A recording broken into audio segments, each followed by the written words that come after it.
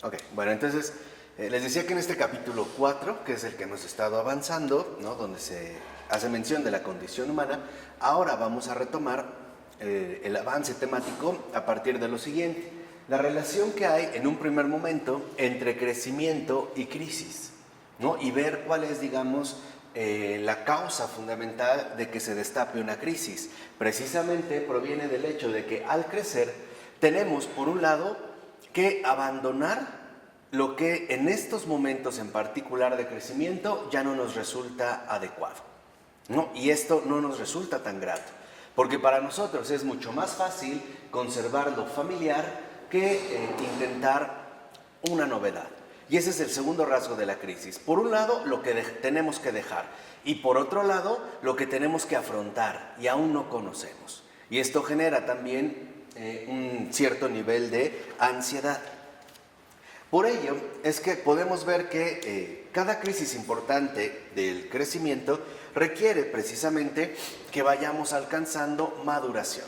Entonces, el crecimiento desata crisis, y cuando se atraviesa esta crisis de manera adecuada, lo que nosotros alcanzamos es precisamente maduración. Lo voy a tratar de ejemplificar de una manera muy simple, ¿no? Si de repente un niño pequeño desea andar en bicicleta y tiene que hacerlo, bueno, requiere un crecimiento, o sea, tiene que aprender a andar en bicicleta. La crisis va a ser desde el hecho de que a lo mejor al comenzar es acompañado de su papá o de su mamá o de algún adulto y utiliza rueditas de apoyo para que no se caiga. Pero una vez que se le quitan las rueditas, viene la crisis y nosotros lo vemos, ¿no? Entra en ansiedad, preocupación, se va a caer, no sabe qué va a pasar, no sabe cómo va a reaccionar, etc.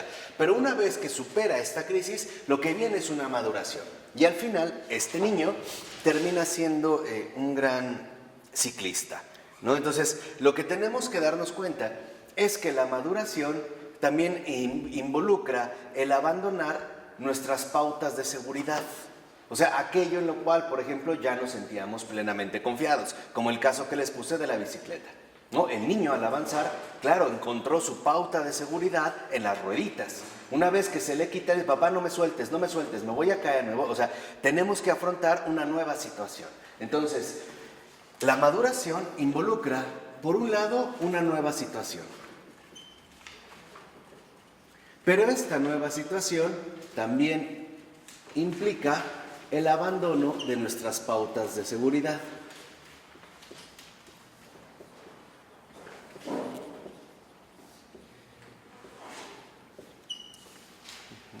Entonces, al ir creciendo, precisamente al ir madurando, encontramos lo siguiente: afrontamos nuevas situaciones que no habíamos vivido, y que esto conlleva precisamente el abandono en gran medida de las pautas de seguridad que veníamos nosotros conservando hasta ese momento. Finalmente, lo que vemos es que nuestra capacidad de avance, de maduración, se ve como muchas veces atacada por una tentación. La tentación precisamente del retroceso, ¿no? Del seguir comportándonos de la manera usual. Y eso es lo que nos impide en gran medida alcanzar, por ejemplo, este tipo de maduración, ¿no? O sea, la maduración involucra entonces, por un lado, despojarnos de esquemas ya, digamos, inapropiados para esta nueva situación que en efecto se nos está pidiendo. Lo voy a llevar a un terreno espiritual muy concreto. Pongamos que una persona ha decidido asumir un esquema muy rígido y muy austero en su experiencia creyente, ¿no? O sea, digámoslo, en su vida cristiana. Entonces considera que todo placer o todo gusto, por genuino que sea, no es permitido. Entonces entra la Semana Santa y de repente, ¡puf!, para él está como pez en el agua, ¿no? Es el momento donde puede todavía destacar más en su austeridad, en sus privaciones, en sus penitencias, en sus ayunos y, por qué no decirlo, en su amargura, ¿no? En su dolorismo, en su aislamiento, en su soledad. Ok, pero viene la resurrección y ahí se nos invita a crecer, es decir, a asumir también la experiencia gozosa de la victoria de Cristo. Pero esta persona decide no seguir así. Para él finalmente siempre es, vamos a decirlo así, Getsemaní, ¿no? Siempre es, la vida es un continuo padecer, un continuo sufrir y digámoslo así, una rutina dolorosa y aflictiva. Entonces ahí vemos que no hay maduración. ¿Por qué? Porque no es capaz de renunciar a sus esquemas adoptados que conoce, con los que está familiarizado, para asumir las nuevas experiencias de vida. Y eso es a lo que el Señor nos está invitando continuamente, a que seamos capaces de asumir las nuevas experiencias de vida que Él nos quiere proporcionar de manera frecuente y de manera constante. ¿Para qué? Una, para que nunca nos quedemos estancados. Dos, para que también nosotros experimentemos las maravillas que Él va a ir realizando en nuestra existencia a lo largo de nuestra vida, según los momentos, según los tiempos. Déjenme ahora aplicarles un ejemplo desde la agricultura. Si yo germino una semilla, vamos a suponer de jitomate, y lo pongo en un semillero de germinación, el semillero es muy pequeño, requiere en realidad poca tierra, ¿no? Muy floja, muy oxigenada y muy ventilada. ¿Para qué? Para que germine rápido y empiece a crecer. Pero una vez que esta semilla ha germinado, entonces el proceso de germinación ya no puede durar tanto. ¿A qué me refiero? A que en realidad esta germinación tendrá que crecer entre 5 y 10 centímetros más para empezar a formarse lo que se llama una plántula. Una vez que tenemos la plantulita, la tenemos que quitar de la charola de germinación, o sea, del semillero, y pasarla a una maceta o al suelo definitivo. Si yo la dejo ahí, la plantulita definitivamente no va a crecer. Se va finalmente a quedar estancada, ¿no? Se va a quedar, digámoslo así, frustrada en su proyecto de realización. La tengo que sacar. Esto obviamente, muchos, no lo dudo, que genera un cierto estrés en la planta, porque es quitarla del lugar en el que ya ha echado raíz para llevarla a un lugar diferente, nuevo, que tiene que ocupar. No sé si me explico. Tiene que conquistar, o sea, tiene que echar nuevas raíces. Entonces, ojo con este ejemplo, porque cuando el Señor nos ofrece las nuevas experiencias, ¿qué es lo que va trayendo la maduración a través de las nuevas experiencias de vida? No nos arranca de raíz, simplemente nos trasplanta a un ámbito más apropiado. Y lo podemos ver incluso en las denominadas etapas de la vida, ¿no? En la niñez, bueno, nuestro ámbito de germinación es muy pequeño, nuestra experiencia vital es muy pequeña, pero para poder pasar a la adolescencia no podemos seguir viviendo bajo los esquemas de la niñez. Tenemos que ahora ir creciendo y aceptar nuevos esquemas. Por ejemplo, comienza nuestra responsabilidad en el trato con los demás, por no hablar definitivamente cuando entramos a la adolescencia, ¿no? Atravesando la pubertad, y cuando llegamos a la vida adulta.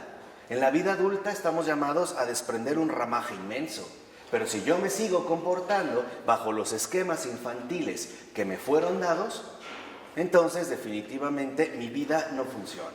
No sé si me explico.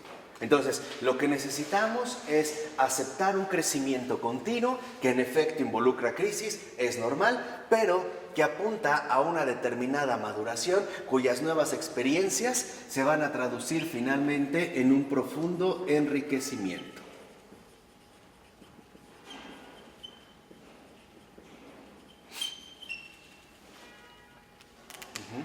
E incluso sabemos que ya una vez que está la planta y va creciendo, hay que hacerle a veces una cierta poda, ¿no? Quitarle tallitos o chupones, también como se llaman, que está entre el tallo principal y las ramas secundarias, para que no jale nutrientes, entonces todo se concentre en los frutos que van a germinar.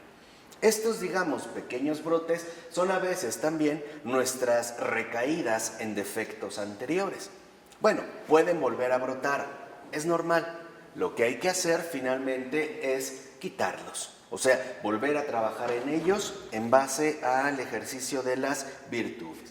Entonces, vemos lo que menciona el Padre Quitín, que el crecimiento humano no es ni la negación ni la aceptación de estos niveles de manera absoluta, sino que depende de una integración en niveles cada vez más avanzados, ¿no? O sea, ¿qué estoy diciendo con esto? Que hay cosas de la niñez que debemos quitar, pero no toda la niñez. Por ejemplo, ¿qué debemos conservar de la niñez? Esta pureza de corazón y capacidad de asombro, por mencionar un aspecto, ¿no? ¿Qué debemos quitar, por ejemplo? Y estos aspectos, algo se quita, algo se queda, ¿no? Lo mismo en la adolescencia, por ejemplo. ¿Qué debemos quitar de la adolescencia? A veces esta ansiedad precipitada que nos lleva a cometer tonterías. Bueno, pero ¿qué hay que conservar de la adolescencia? Este afán por realizar grandes cosas, ¿no? Que es... No, o sea, obviamente quitar todos nuestros esquemas caprichosos, etcétera, pero conservar eso es lo que no. O sea, ¿qué conservar qué? Lo que debemos de conservar es nuestra capacidad de asombro, ¿no? La pureza de corazón y esta sencillez. Entonces, vamos viendo que hay cosas que debemos quitar, pero hay cosas que se deben conservar. Y este es, digamos, el proceso normal en el crecimiento humano. O sea, podemos decir que esto es precisamente el desarrollo de la vida. Entonces, este profundo enriquecimiento es, por así decirlo, el desarrollo de la vida. Precisamente un desarrollo que se va dando de manera gradual en su normalidad. Y en efecto, lo que vemos es que el Evangelio, ¿no?, nos invita a un pleno desarrollo, ¿no? Y nos invita también a este mayor crecimiento que Dios tiene reservado para cada uno de nosotros. Es muy curioso cómo por lo regular nosotros tendemos a quedarnos estancados fácilmente. Ejemplo, vamos a ponerlo en dos polarizaciones para que se vea cómo aplica en cualquier caso.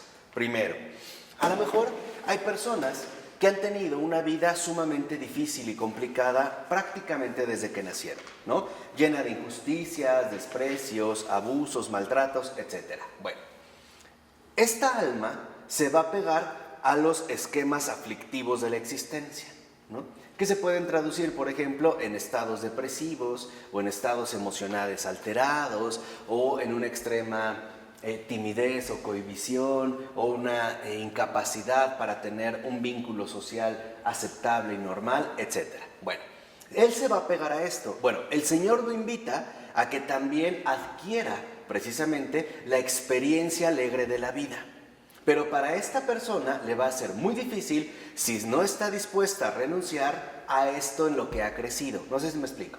O sea, si no quiere ser cambiado de maceta a uno más grande. Entonces dice, no, yo nada más he experimentado el sufrimiento y el dolor y entonces no creo que en mi vida sea posible algo distinto. Entonces ahí me voy quedando. Al grado de que en efecto hay personas que se llegan a autoconvencer de que nunca han sido felices y lo peor de todo es que nunca lo serán, ¿no? Que en su vida solo ha habido malos momentos y que entonces el mal momento es, digamos, el esquema definitorio de toda su historia de vida. Bueno, esto es un error, porque nos estamos quedando en esta fase, en un solo aspecto, y se está como absolutizando. Pero también, por otro lado, hay personas, y que también son bastantes, que luego dicen, es que yo en realidad no he sufrido. He tenido una vida tranquila, incluso una vida maravillosa, tuve de todo, mis padres crecieron, bla, bla, bla. Pero cuando se enfrenta a la realidad dolorosa de la vida, no está dispuesto a aceptarlo. No sé si me explico. O sea, porque él ha considerado que entonces la vida se reduce a un esquema, ¿no?, de bienestar, donde el malestar simple y sencillamente no es contemplado. Entonces, supongamos que si de repente uno de sus hermanos tiene un accidente automovilístico y muere, es un shock fatal para esta persona. No entiende por qué puede suceder algo así. ¿Me explico? O sea, dicho de otra manera, hay personas que crecemos bajo un esquema nocturno, de noche, sombrío. Pero hay personas que crecemos bajo un esquema de día, o sea, clareado, ¿no?, aclarado. Lo que debemos entender es que en realidad la vida no es ni lo uno ni lo otro. La vida es más bien una integración gradual, tanto de día como de noche, o sea, de cosas agradables y de cosas desagradables. Es cierto que también hemos tenido profundos desconsuelos, pero también hemos tenido más consuelos, aunque quizá no hayan sido tan intensos, pero son más frecuentes, son más comunes. Que estemos distraídos o que no estemos con un corazón lo suficientemente abierto para percibirlos es otra cosa, pero también los tenemos. Entonces, lo importante es que nosotros estemos dispuestos a crecer siempre más, a no, digámoslo así, a no decidir quedarnos ya limitados a una experiencia de vida. Nada de que, bueno, en mi vida todo ha sido puro sufrir, entonces toda mi vida seré un desdichado. O al revés, en mi vida ha sido pura dicha, entonces no estoy dispuesto a aceptar algún tipo de desdicha. No, hay que entender que en efecto nuestro desarrollo de la vida es un desarrollo continuo que involucra, dijimos, una maduración que está precedida por una crisis y que de fondo se destapa precisamente a través de nuestro desarrollo de crecimiento. De tal manera entonces que en efecto lo que vemos es que en este desarrollo de la vida el Señor nos está haciendo crecer a través de la fe y a través del amor. Y esto es algo obviamente gradual. No es algo, y quiero insistir en ello, no es algo que se alcance de inmediato. El Señor no es un falso Harry Potter que tiene una varita mágica y que hace hechizos, ¿no? Inmediatos, no. El Señor es un Señor, un Dios vivo y concreto, Señor de la vida, que se ajusta misericordiosamente a nuestra propia dinámica temporal. O sea, que Dios también sabe que para que nosotros podamos crecer necesitamos no solo posibilidades de experiencia, sino también tiempo para poder irlos asimilando. Entonces, el Señor no actúa en nuestra vida de inmediato. Sabe que requerimos tiempo, lo mismo que una planta, y nos va a dar el tiempo que en efecto nosotros necesitemos. Es como el caso de las semillas. No todas las semillas germinan de la misma manera. Hay semillas que tardan muchísimo más en germinar. Por ejemplo, los rábanos es de las cosas que germinan rapidísimo. En un mes ya se cosecharon, un mes. Rapidísimo, ¿eh? Y si uno lo siembra bien y con un buen sustrato y fertilizante, en buenas condiciones climáticas, en 2-3 días ya germinó. El perejil, por ejemplo, no. El perejil tarda en germinar como 15 días, solo en germinar. El pimiento, el morrón, ese tarda hasta 25 días en germinar. Y los crecimientos no son graduales, o sea, no son equivalentes. Algunos tardarán más. Hay una variedad de espárrago que tarda en cosecharse 3 años. Por eso es caro. Entonces, aquí lo que tenemos que ver es que no podemos imponerle a los demás nuestro propio ritmo. ¿Sí me explicó? Esto es bien importante porque vamos a suponer que una persona de repente atraviesa un duelo o una situación peculiar, ¿no? Ha perdido el empleo o la pérdida de un ser querido o está en una enfermedad. Y nosotros ya vamos más avanzados y se nos ha hecho ya más sencillo salir de esta situación. Y como que le presionamos y le exigimos a esta persona que salga adelante, ¿no? Hoy en día es muy usual usar frases como, ya supéralo. O sea, ya pasó, no manches, ya déjalo.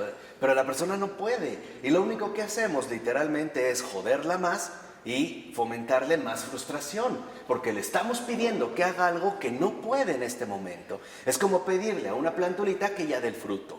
No puedo. O sea, tengo que ser muy respetuoso con el tiempo que esta persona requiere para poder crecer. No puedo hacer, forzar a que esta alma realice algo que en estos momentos es incapaz. Más bien tengo que acompañarla de manera atenta y poderle ayudar a irse desarrollando de la manera más adecuada.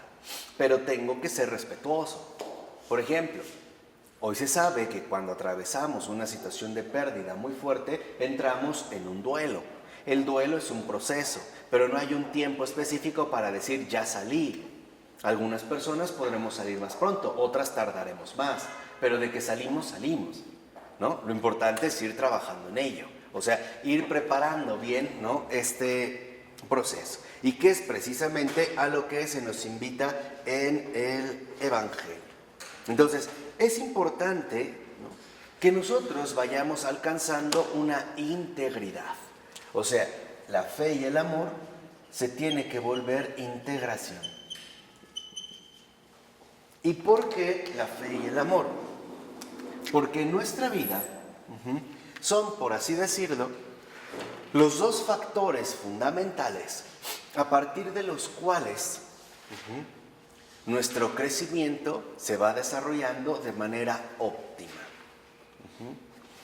La fe nos lleva, por ejemplo, a ser muy pacientes con aquello que precisamente no vemos. Sigamos en el caso de la agricultura, o como hoy le llaman, la siticultura, ¿no? Los huertos urbanos. Paciente, ¿qué más? Entonces, en este punto paciente, por ejemplo, supongamos que hoy sembramos semillas de lechuga. Bueno, y en la noche voy a ver y no ha brotado nada. Y entonces me pongo a llorar porque digo que ha sido un fracaso, que no sirvió de nada, que la semilla no servía y estoy llore y llore. La pregunta es, ¿esto es adecuado? No. Lo mismo pasa a veces en nosotros, ¿no? Empezamos a precipitarnos queriendo ver las cosas cuando todavía no ha llegado el momento oportuno. O sea, quisiera hoy sembrar la semilla y que en una hora ya esté la mata.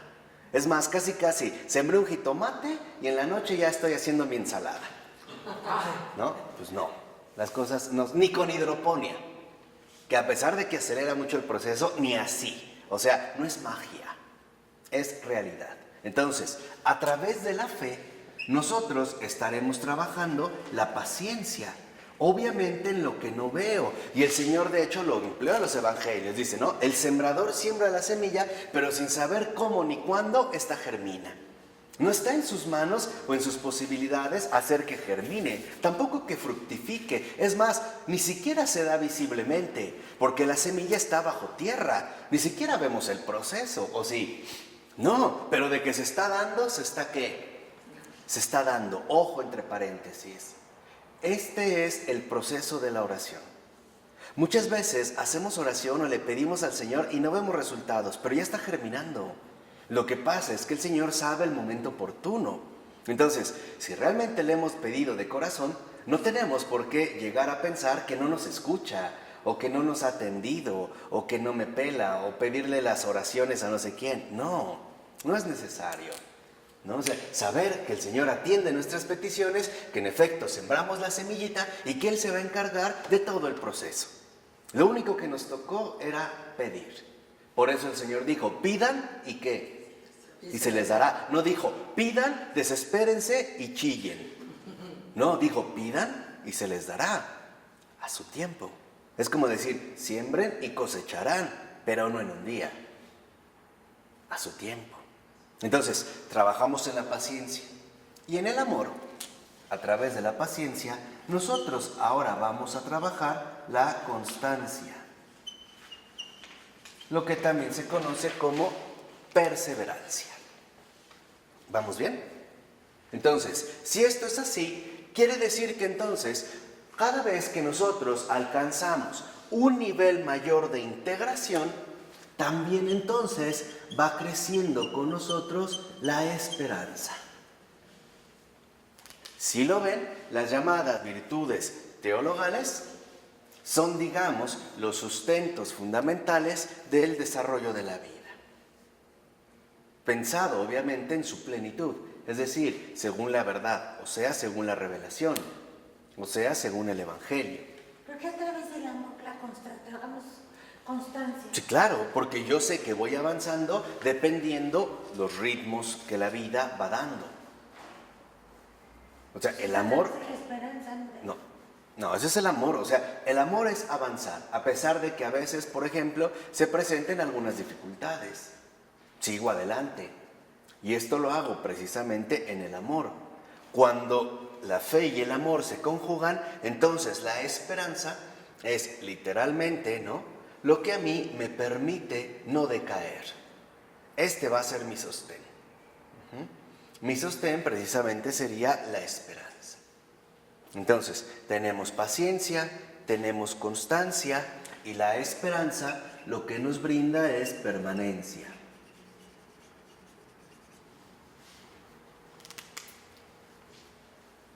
Y esto es lo que requerimos finalmente en el desarrollo gradual de la vida, es decir, en el desarrollo auténtico y real de la vida humana. Paciencia, constancia y permanencia. Sigamos el caso del cultivo. La paciencia de preparar la tierra, el abono, el fertilizante y sembrar. Ok, y regué. No ha germinado. ¿Ya por eso dejo de regar? Digo que fue una semilla inútil, que no sirvió. Pues no, sigo regando. O sea, lo sigo haciendo día con qué? Con día. Ahí está la constancia. Y la permanencia es que lo haga de manera continua. Nada de que lo regué una semana, después ya me dio flojera, entonces ya lo dejé, ya se empezó a secar, ya lo boté. Eso es lo que a nosotros nos falla muchísimo. Nosotros somos, como decimos en México, llamaradas de petate. Podemos empezar con mucho ímpetu algún proyecto y al poco tiempo lo dejamos. ¿Por qué? Porque no fuimos cuidadosos en el desarrollo de la fe, del amor, y por lo tanto no alcanzamos, nuestro sostén de la esperanza. Hay personas que se entusiasman aprendiendo a cocinar y toman cursos y no sé qué, y empiezan a despertar la fe y la paciencia y su amor, quieren cocinar, pero después ya les aburrió. Ya el hecho de hacerlo diariamente ya les empieza a resultar fastidioso, agobiante, molesto, y entonces a final de cuentas lo mandan al carajo. Y esto es lo que no nos permite crecer. No. Por eso tenemos que ser profundamente creativos.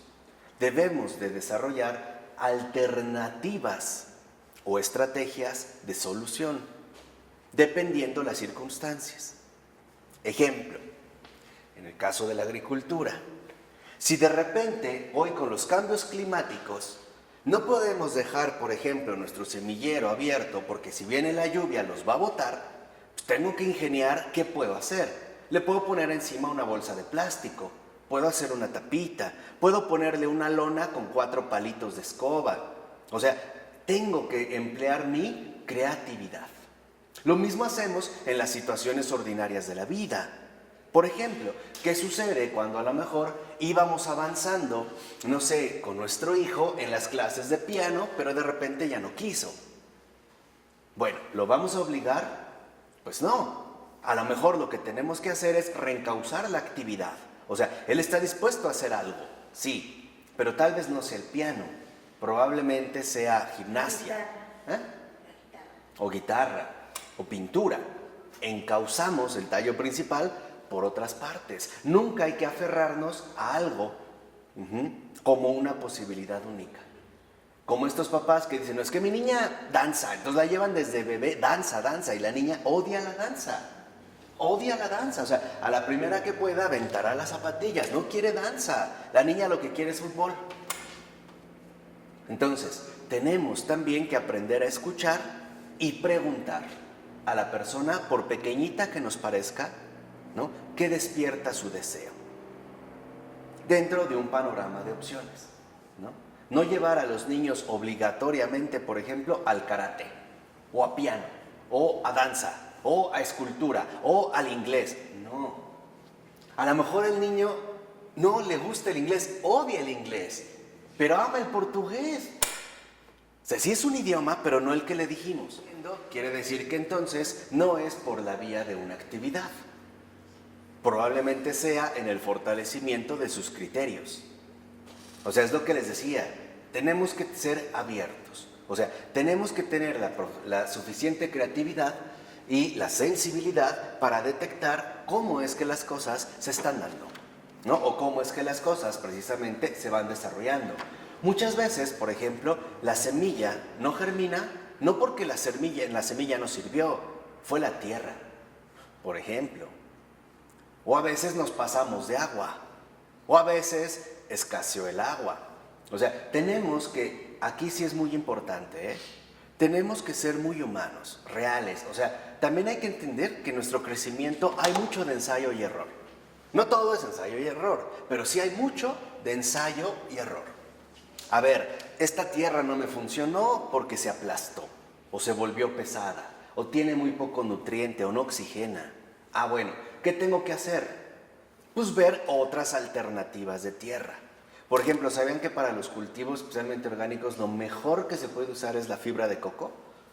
No hay nada mejor. Por la humedad, la ventilación, la ligereza y la nutrición. O sea, no quedarnos limitados a una sola posibilidad. Tenemos que entender alternativas. Ahora, dentro de estas alternativas, básicamente también hay dos posibilidades. Algo que podemos llamar alternativas de superficie y alternativas de fondo. Pongamos el caso que nos dio Blanquita. Ok, es que he llevado a mi niña a guitarra, después ya no. Pintura, ya no. Canto, ya no. Karate, ya no. Bueno, entonces quiere decir que ahí la alternativa no es de superficie, no es cambiar la actividad, tiene que ser una alternativa de fondo. O sea, tenemos que trabajar en los criterios de esta persona. O sea, tiene que entender que tomar una decisión involucra una constancia y una permanencia, ¿no? Vamos a decirlo así, estables. Entonces, no son las actividades, es la toma de decisiones. Entonces mi alternativa no es una alternativa de superficie, es una alternativa de fondo. ¿Qué quiere decir? Que en las alternativas de fondo, básicamente lo que vamos a trabajar es en el carácter de la persona. En cambio, en las alternativas de superficie, en lo que vamos a trabajar es en las actividades que puede realizar una persona. ¿Sí me explico? Son casos completamente ¿qué? Diferentes. Por ejemplo, la erradicación de un vicio, el que sea, no puede ser a través de una alternativa de superficie. Tiene que ser una alternativa de fondo, o sea, tiene que ser una experiencia espiritual. Claro que cuando esto está dado, se pueden vincular estrategias de superficie. Por ejemplo, cambiar algunas actividades. Pero la idea es que en efecto, de fondo, haya un cambio auténtico. Esto es lo que nos va a hacer, digamos, ¿no? Ir creciendo de manera plena. En la 56. Por ello, lo que vemos es que, en efecto, estamos llamados a alcanzar una verdadera unión transformadora. Y entonces empezamos a utilizar casi siempre alternativas de superficie. La llevamos al cine, la llevamos de vacaciones, la llevamos a un restaurante, la llevamos a los grandes centros comerciales, le compramos ropa, le cambiamos las sábanas, le pusimos las películas, le llevamos al cine y no funciona. Porque estamos empleando el criterio equivocado.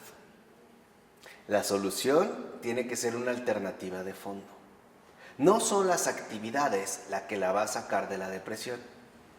Es solo una experiencia espiritualmente profunda la que la va a liberar de este malestar. Pongamos otro ejemplo. Una persona no tiene hambre.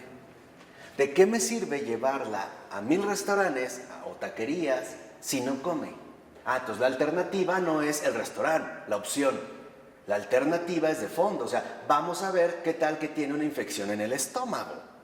Una vez que le curemos el estómago, veremos alternativas. Se le antoja un taco, un baguette, un croissant, pues un croissant. O quiere un pozole. O quiere una langosta a la mantequilla, pues langosta a la mantequilla. Pero lo primero que debemos curar es el estómago, de fondo. Entonces, es muy importante que nosotros no nos quedemos al nivel superficial. Porque por eso, precisamente, luego no encontramos resultados. Esto es muy frecuente en los padres cuando los hijos empiezan a ir mal en el colegio. Empiezan a ir mal en la escuela. Lo primero que hacemos es suponer que la escuela tiene la culpa. ¿Qué es la escuela? Entonces, no, ¿la voy a cambiar de qué? De escuela. Y no fue mejor, tal vez fue peor. Entonces la voy a cambiar de escuela. No. Es que cuando estas situaciones suceden, no es por las circunstancias externas, es por la situación interna de la persona que no anda bien. Algo por ahí de fondo está fallando. Y lo llevemos a donde lo llevemos, finalmente, si no corregimos de fondo las cosas, la situación no va a mejorar. ¿Me explico? A ver, pongamos un último ejemplo. Un bebé manchó el pañal, se hizo popó en el pañal. Huele mal. Aunque yo le cambie la ropa, si no le cambio el pañal, sigue oliendo mal. O pisamos popó en la calle. Si no me limpio, aunque me cambie de cuarto, me eche perfume, sigue oliendo mal. O sea, tengo que encontrar la verdadera raíz del problema. Y esta raíz, dijimos, involucra alternativas de fondo y después, por lo regular, vendrán las alternativas de superficie. ¿De acuerdo? O por ponerlo en términos más tajantes, primero tenemos que indagar en lo invisible, lo de fondo, a ver, ¿qué estará pasando en el interior de esta persona? Después ya vemos lo visible, es decir, las alternativas de superficie. ¿Ok? ¿Estamos? Sí. Bueno, es esta integridad a la que precisamente se nos invita. Bueno, en el capítulo 5, que está titulado La conciencia de asociación mítica, ¿no? Aquí Gittin va a ir, digamos, como desarrollando, aprovechando unas de las teorías psicológicas contemporáneas, sobre todo los términos que nos resultarían como más cercanos, ¿no? Va a aprovechar para hablarnos precisamente de lo que podríamos llamar la conciencia de asociación. Y este factor es muy importante precisamente porque esta conciencia de asociación tiene que ver la manera en la cual nosotros a veces vamos adquiriendo nuestra identidad a partir de asociaciones inapropiadas. Por ejemplo, cuando nosotros hacemos depender nuestra identidad del grupo al que pertenecemos, ¿no? Esto en los jóvenes de hoy en día es muy común, también en los adultos. Ejemplo muy sencillo. Para que yo pueda ser aceptado en un grupo, pues tengo que ser como ellos. A lo mejor bebiendo alcohol como ellos, o drogándome como ellos, o vistiéndome como ellos.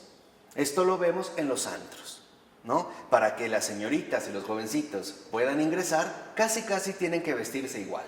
O sea, tienen que verse más o menos estandarizados.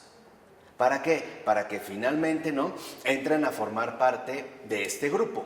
O sea, compartan una misma identidad. O hay quienes empiezan a utilizar el modo de hablar, el acento que emplean. Y en efecto, todos empiezan a hablar igual, ¿no? Empezamos a afiliarnos a los grupos sociales. Es nuestra afiliación, ¿no? Empezamos a afiliarnos a ciertos grupos sociales ante los cuales nosotros buscamos quedar bien, es decir, ser aceptados. Pero esto va a traer consigo que alteremos nuestra auténtica identidad, ¿no? Nos vamos a terminar convirtiendo en personas no auténticas. Podemos decir que lo que hacemos es falsear nuestra verdadera identidad. Lo que es, digamos, muy importante es que nosotros podamos distinguir claramente dos cosas que no son idénticas o que no son prácticamente equivalentes: identidad e identificación.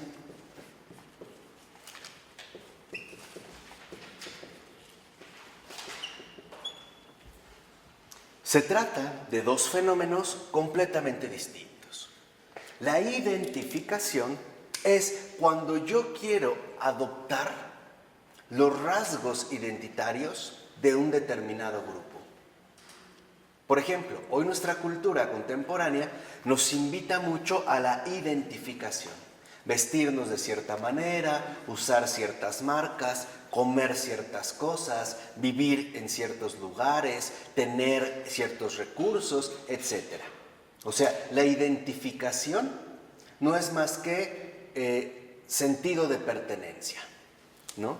La identificación es sentido de pertenencia. Por ejemplo, piénsenlo en el caso de las top models, ¿no? Tú tienes estas medidas, estás esquelética, entonces te vas identificando con esta, digamos, modelo que te proponen. ¿Para qué? Para poder alcanzar una verdadera pertenencia. Entonces, no es lo mismo la identificación que la identidad, porque la identidad es confirmación de mi persona.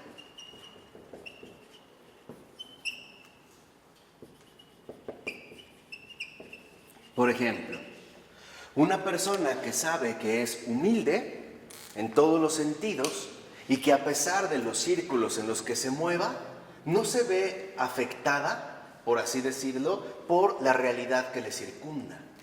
Pongamos un ejemplo, una persona que va a una universidad muy cara, pero que va becado, por ejemplo. Sabe que no es, ¿no?, sus recursos lo que están pagando, sabe que va becado, pero esto no lo lleva a querer aparentar lo que no es. Eso es conservar la ¿qué? La identidad. El problema es cuando nosotros mismos anulamos la identidad de las personas y promovemos la identificación. Entonces sí, no lo tiene, pero que parezca que lo tiene. No sé si me explico. Esto es un grave daño que hacemos. ¿Por qué? Porque trastornamos la realidad profunda de esta persona. Vamos, lo voy a decir claramente, lo estamos echando a perder. Es como si de un jitomate yo quisiera que aparentara ser un pepino. Entonces yo lo pinto, le pongo un unicel para alargarlo, o sea, no, tenemos que enseñar a las personas lo que son, no lo que no son, ¿no? Hay, por ejemplo, no sé, un caso curioso en México, los 15 años, ¿no? Se rentan limusinas y se quiere hacer como una fiesta de princesa que no va con la realidad auténtica de la persona. O al revés, dándole coches a los hijos que no van con la realidad ni de los hijos ni de la familia. Pero lo tiene. Sí, porque fulanito lo tiene. O porque el ambiente, el círculo en el que va, así lo tiene. El problema es que la verdad, los jóvenes pierden la cabeza. Porque todavía no tienen la maduración suficiente para distinguir entre identificación e identidad. De hecho, en gran medida, así comienzan los vicios. En el grupo en el que estoy toman, entonces, para que a mí no me critiquen o no me excluyan, para que yo sienta que pertenezca y me acepten aquí, entonces yo también voy a empezar a tomar. Voy a empezar a tomar como ellos, aunque en mi identidad haya conflictos. Saber que no soy así, o que no me gusta, o que me está causando problemas con mis papás, etcétera, etcétera. O sea, este sentido de pertenencia es búsqueda de aceptación. O sea, lo que estamos buscando es aceptación. Pero es una aceptación forzada. Es una aceptación falsa.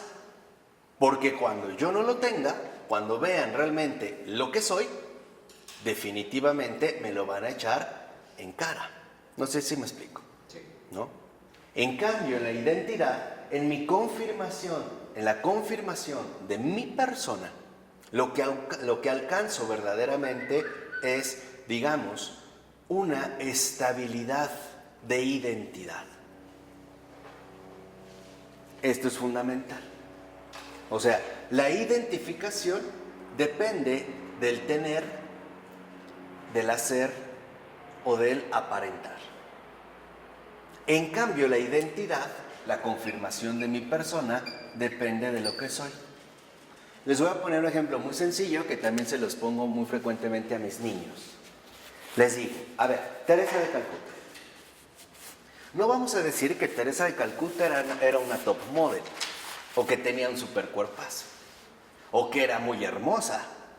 Tampoco. Yo les decía, ¿cuándo la vieron, por ejemplo, con un vestido Gucci o Armani hasta acá? Súper escotado, o con un abierto hasta acá, o con unas... ¿Cuándo la vieron así? ¿Cuándo la vieron hipermaquillada, o con manicure, pedicure, o con, e incluso con maquillaje, o bajando de una limusina? ¿Cuándo la vieron así? Nunca. Yo le decía, ¿y por qué los demás la apreciaban tanto?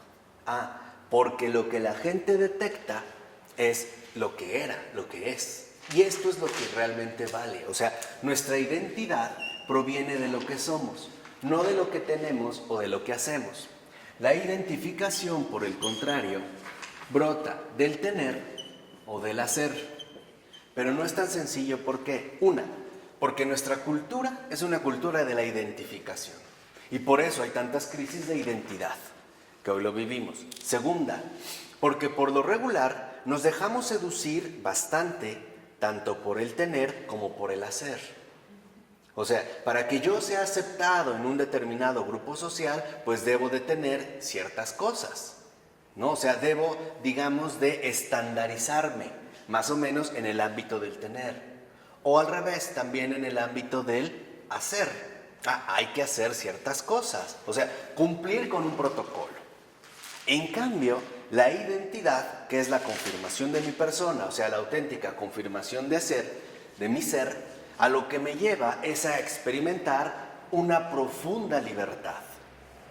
En cambio, el tener y el hacer, esta búsqueda de aceptación, de sentido de pertenencia que trae consigo la identificación, lo único que va a desarrollar es una profunda dependencia. Mientras que aquí, lo que nosotros alcanzamos es una auténtica libertad. Hoy por eso vemos que en efecto, en gran medida, ¿no?, las personas de estos tiempos siempre buscan o tener, o hacer. Pero hemos despreciado el ser a favor del tener y del hacer. Hoy hay gente que considera que, por ejemplo, para ser aceptada, lo único que necesita es tener dinero. Y en realidad la mayoría los desprecia. Pero como tienen dinero y les conviene, lo toleran, lo aceptan. Pero en realidad hasta un cierto nivel. O, como hoy decimos, al tener palancas, por lo que hace, me cae mal, pero igual y me puede ayudar. O sea, hoy lo voy a decir abiertamente y es que hoy somos bien hipócritas en la configuración de las amistades. Las tenemos por conveniencia, básicamente, o por beneficio. Y este es un problema actual. ¿Por qué? Porque tenemos que ponernos a pensar, por ejemplo, cuáles son nuestros amigos y qué pasaría si las condiciones de estos amigos cambiaran. Vamos a suponer que tenemos un amigo rico. ¿Qué pasaría si de repente de verdad fuera pobre? Entonces, quiere decir que solo estábamos viviendo a partir de la identificación. Obviamente, en el momento en el que no cubrimos las exigencias del tener o del hacer, en ese mismo momento se acabó la aceptación.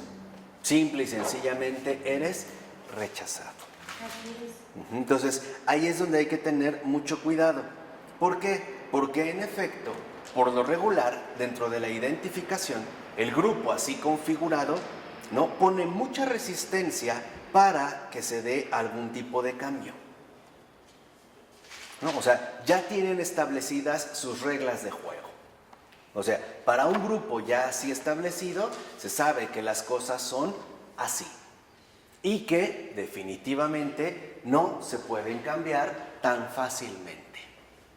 Entonces, el primer grupo con el cual nos conectamos y corremos el riesgo de la identificación es la familia. Ahora, la fidelidad a la familia, como dice el padre Keating, la lealtad a nuestras raíces no es un error.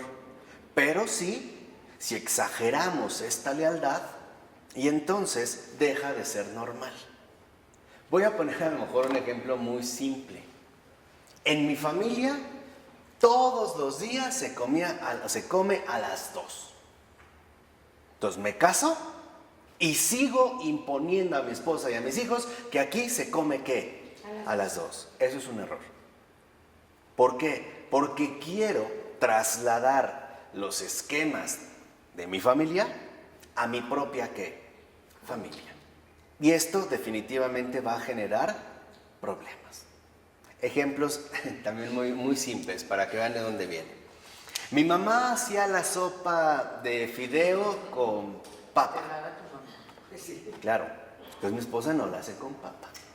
Entonces, no, es que lleva papa. Va a llegar un momento en el que la esposa va a decir así, pues que te cocine tu madre. Yo ya no te hago absolutamente nada. Este es el problema, o sea, que muchas veces queremos seguir, ¿no?, identificándonos con el grupo del que salimos en otros ambientes que ya no son los mismos. O sea, nos negamos a crecer. Nos negamos nuevamente a asumir la exigencia del cambio y del crecimiento. Entonces, aquí lo peligroso y esto es algo muy importante, es que la identificación muchas veces va en contra de nuestra propia conciencia. Es lo que les decía, en la identificación, pues hay que embriagarse y tal, pero en mi identidad digo, es que no me gusta, ¿no? Pero no, o sea, me siento incómodo. Entonces, en gran medida, esta dependencia también va a generar conflictos de conciencia. Ay, mamá, es que como que no me gusta, o los criterios que a veces se emplean, o mi grupo de amigos es muy abusivo con los demás, o es muy despótico, o hiriente, o despreciativo, qué sé yo. O sea, empieza a generar profundos conflictos de conciencia. ¿Por qué? Porque la conciencia lo que nos recuerda constantemente es algo muy sencillo. Tú no eres así. Tú no eres así. O sea, la confirmación del ser, de mi persona, de mi libertad, lo que me dice constantemente es, tú no eres así. No te comportes de la misma manera. Entonces, si lo ven, estos conflictos de conciencia también tienen que ver, y con eso es con lo que vamos a terminar en esta ocasión, con aquello que Keating nos menciona y es muy importante, y que no nos convirtamos en víctimas de los llamados patrones de conformidad. Pues es que las cosas son así, y entonces así se quedan, y no hay posibilidades de cambiarlo, y así serán de una vez, y que para siempre. Entonces, cuidado, porque esta identificación lo que va a engendrar de manera constante son patrones de conformidad. Y empezamos a suponer equivocadamente que las cosas son solo de este modo, de la manera precisamente en la cual aprendí. Hoy vemos, por ejemplo, el por qué entonces se propagan tan fácilmente situaciones sociales nefastas como el bullying. Porque si en mi grupo de identificación son abusivos y yo no quiero que a mí también me perjudiquen, entonces yo me voy a convertir en alguien igual. O sea, los patrones de conformidad involucran imitación. Porque, como ya nos ha enseñado René Girard, nosotros somos básicamente imitadores. Lo que hacemos es imitar. Siempre imitamos modelos. Tenemos un modelo hacia el cual queremos precisamente apegarnos. Esto a veces es lo que ocurre cuando, por ejemplo, un joven ha visto que el papá maltrata a la mamá, y a pesar de que tiene conflictos de conciencia y dice, yo no voy a ser así, terminó siendo así. ¿Por qué? Porque en esta dependencia que ha realizado en su identificación se ha establecido un patrón de conformidad. Y por lo tanto ha decidido en último término renunciar a su propia identidad. Y va a terminar conformándose con una mera identificación. Estos son aquellos cuyo, por ejemplo, no sé, en su círculo de amigos, de repente llega una señora y les habla maravillas del Feng Shui. Entonces todas van al Feng Shui. O en otro círculo algo llegó de moda, alguien llegó diciendo, no, es que mira, de Europa traje estas piedras magnéticas especiales que hay, entonces todos vamos para allá.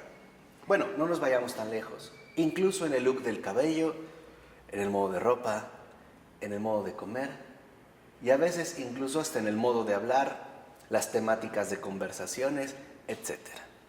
Este es el fenómeno de la identificación, que, como espero haya quedado claro, no tiene nada que ver con el verdadero fenómeno de la identidad. Vamos a dejarle hasta aquí. Del Padre, del Hijo y del Espíritu Santo. Amén.